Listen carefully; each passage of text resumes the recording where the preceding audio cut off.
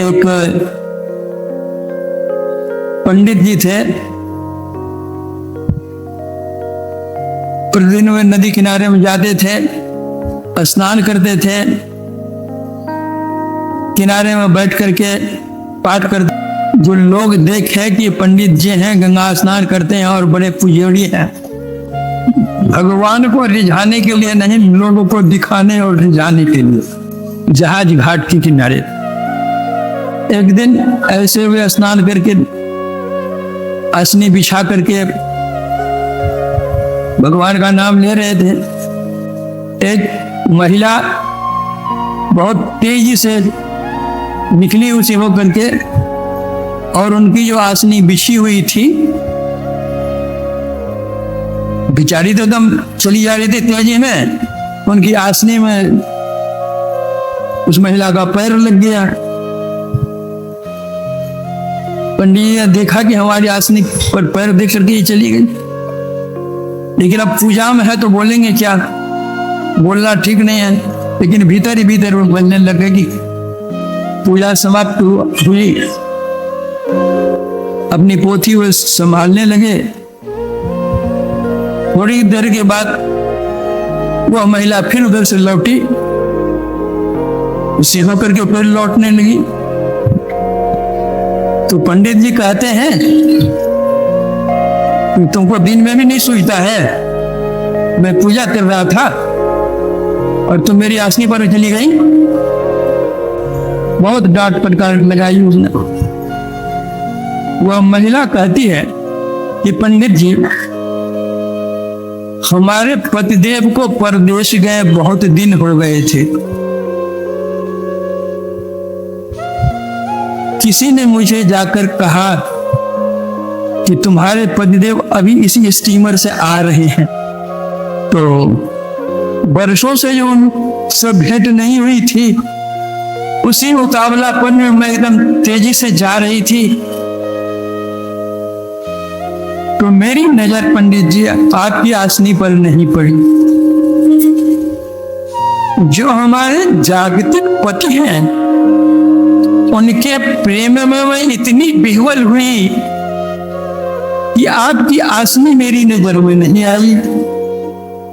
लेकिन आप जब जगत पति के प्रेम में पगे हुए थे, तो आपने कैसे देख लिया कि मैं आपकी आसनी उभर गई?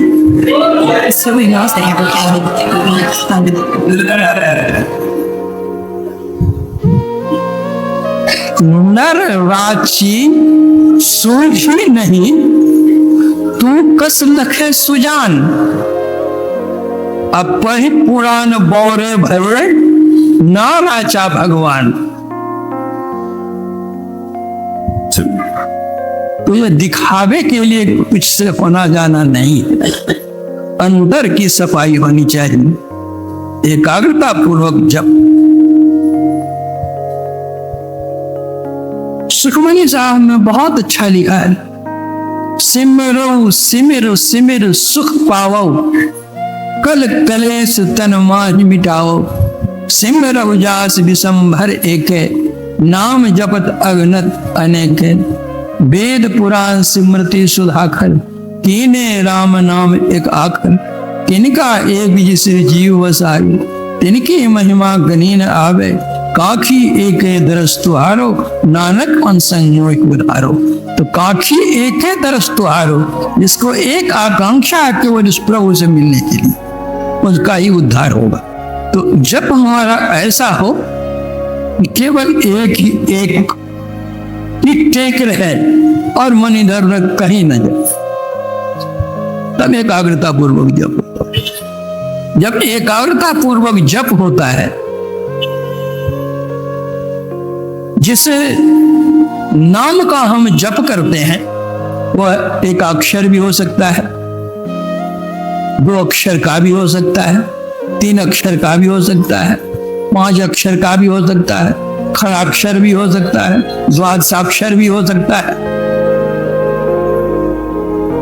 लेकिन संत लोग कहते हैं, जप का जो शब्द हो वह जितना छोटा हो उतना अच्छा है। जैसे गोस्वामी तुलसीदास जी महाराज कहते हैं मंत्र परम लघु जासु वस विधि हरि हर सुर सर्व महामत गजराज का वशकर अंकुश खर्व। मंत्र परम लघु, लघु का अर्थ होता है छोटा, लेकिन गोसाई जी की दृष्टि में परम लघु, छोटा से भी छोटा मंत्र होना चाहिए। इसका अर्थ यह नहीं समझे आप कि जो मंत्र छोटा है उसकी महिमा भी छोटी होगी, ऐसी बात नहीं। वे उपमा देकर बतलाते हैं, हाथी कितना बड़ा जानवर है, लेकिन उस हाथी को बस करने के लिए अंकुश कितना बड़ा होता है। कोई गोसाई जी कहते हैं मंत्र परम लघु जासु वस विधि हरि हर सुर सर्व। ब्रह्मा विष्णु महेश के सहित जितने देवता हैं, अगर आप एकाग्रता पूर्वक जप कर सकते हैं तो सभी आपके वश में हो सकते हैं। जैसे मस्त गजराज को एक छोटा सा अंकुश वश में कर लेता है। यह है मंत्र जप। जिसे मंत्र का जप करें उसी इष्ट का हम ध्यान भी करें, तो मंत्र जपते जपते हमारा प्रेम ऐसा होना चाहिए कि वह इष्ट का रूप भी हमारे सामने आ जाए। गुरु जाप मानस ध्यान मानस कीजिए दृढ़ साध कर, इनका प्रथम अभ्यास कर श्रुत शुद्ध करना चाहिए। पवित्र होता है, पवित्रता आती है पहले एकाग्रता पूर्वक जप के द्वारा। गुरु नानक देव जी महाराज कहते हैं, अंतर गुरु आराधना जिह्वा जप गुरु नाम, नेत्री सदगुरु पेखना श्रवणी सुनना गुरु नाम। सतगुरु से रतिया दरगाह पाइए ठाम, कह नानक कृपा करे जिसनो यह बत दे, जग में उत्तम कार्य बिरले के। तो जो कोई मंत्र जब एकाग्रता पूर्वक करते हैं, मन की एकाग्रता होती है, तो मानस ध्यान की उनमें क्षमता आती है। मानस ध्यान हम करते हैं लेकिन हो नहीं पाता है। क्यों नहीं हो पाता है? इसलिए कि हमारा अंतःकरण शुद्ध नहीं है, पवित्र नहीं है। जो साफ जल रहता है उसमें अपनी परछाई मालूम पड़ती है, जो गंदा जल है तो अपनी परछाई नहीं मालूम पड़ेगी। उसी तरह जब तक अंतःकरण हमारा पवित्र नहीं होगा तब तक इष्ट के भी दर्शन नहीं होंगे। आप कुलियारी जाइए, वहां देखेंगे कि मजदूर खान से कोयले निकालता है, बहुत बड़ा चट्टान निकालता है, ट्रक पर लादता है, और मजदूर उस कोयले के चट्टान पर भी बैठ करके आराम करता है, कोई परवाह नहीं। लेकिन उसी कुलियारी में जो बाबू ऑफिस में काम करते हैं, उस बाबू को कहिए तो उस कोयला की चट्टान पर बैठने के लिए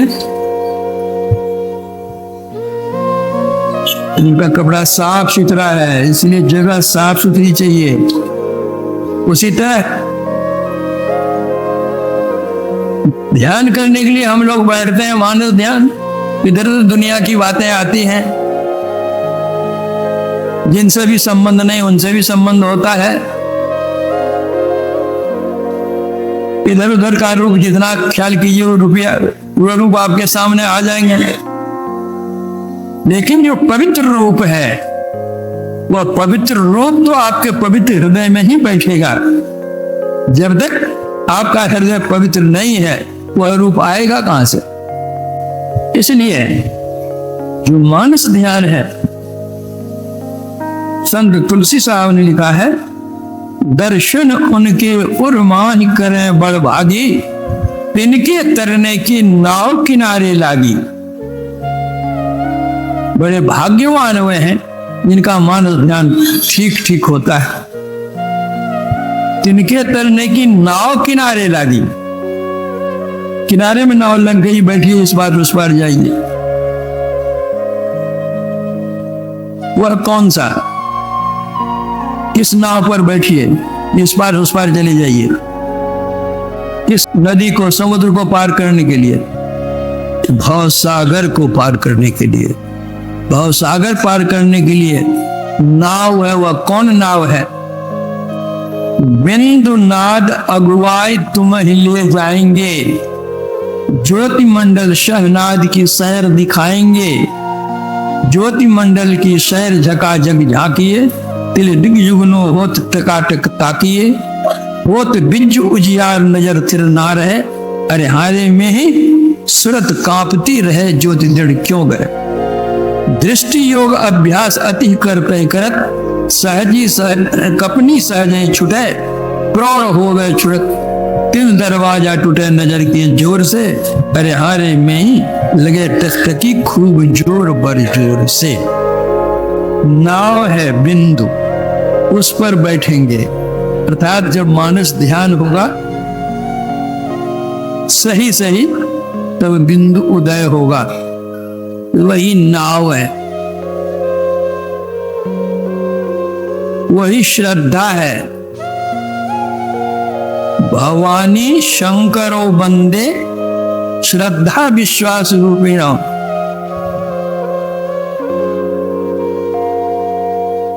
भव से भवानी, भव कहते हैं भगवान शंकर को, अब भवानी कहते हैं देवी को। तो भाव सागर पार करने के लिए श्रद्धा विश्वास रूपिणो। श्रद्धा शब्द स्त्रीलिंग है, वह है देवी। अब विश्वास शब्द पुल्लिंग है, वही है भगवान शंकर। तो देवी कौन है और शंकर कौन है? बिंदुनाद महालिंगम शिव शक्ति निकेतनम, देहं शिवालयं प्रोक्तं सिद्धिदं सर्वदेहिना। यह है श्रद्धा और विश्वास। बिंदु जो है शक्ति है और नाद शिव है। यही श्रद्धा और विश्वास है। जो कोई बिंदु को प्राप्त करते हैं, बिंदु में तह नाद बोले, तहरैन दिवस सुहावनम। बिंदु में पूर्ण सिमटाव होता है। हम लोग कागज पर कलम रखते हैं, उसी को बिंदु कहते हैं, लेकिन वास्तव में वह बिंदु नहीं है। बिंदु उसको कहते हैं जिसका स्थान है, परिमाण नहीं है। कागज पर जो छोटा सा चिन्ह होता है उसको बिंदु कहते हैं, वो कल्पित बिंदु है, यथार्थ बिंदु नहीं है। जब हमारी दृष्टि की दोनों धाराएं मिलकर एक होती हैं, वहां पर जो बिंदु उत्पन्न होता है वह सही बिंदु, और वह ज्योतिर्मय बिंदु है। जो उस ज्योतिर्मय बिंदु को पकड़ता है तो बिंदु पीछंग विनिर्भिद्य नादलिंग उपस्थितम। जो उस बिंदु पर प्रतिष्ठित होता है उसको नाद की अनुभूति होने लगती है। कितने लोग कहते हैं हमको तो शब्द सुनने में आता है, वह शब्द नहीं। जब तक बिंदु की प्राप्ति नहीं हो तब तक जो शब्द सुनने में आता है वह सही शब्द नहीं। हम लोगों का शरीर एक बहुत बड़ा कारखाना है। मुंह से हम भोजन करते हैं, कहा जाता है वो पेट में चला जाता है, और वहां कैसा कारखाना है, उसका मंथन करता है और मंथन करके विभिन्न भागों में कागज उसका बंटवारा करता है। कुछ आंख से निकालता है, कुछ कान से निकालता है, कुछ नाक से निकालता है, कुछ मुंह से निकालता है, कुछ पखाने से निकालता है, कुछ पेशाब से निकालता है, कुछ रक्त बन के शरीर में तैयार करके मांस बना करके हड्डी बना करके तैयार करता है। तो ऐसा कारखाना है। तो थोड़ी सी भी एकाग्रता होने से कारखाने की ध्वनि आती है। और जब पूर्ण एकाग्र होता है, दृष्टि सिमट करके, वह पूर्ण सिमटा होता है, भिन्नता प्राप्त होती है, तब जो शब्द मालूम पड़ता है तो पिंड का कोई भी ज्ञान नहीं रहता है, स्थूल शरीर का कोई ज्ञान नहीं रहता, कोई भान नहीं रहता। तब जो नाद मिलता है वह सूक्ष्म नाद है।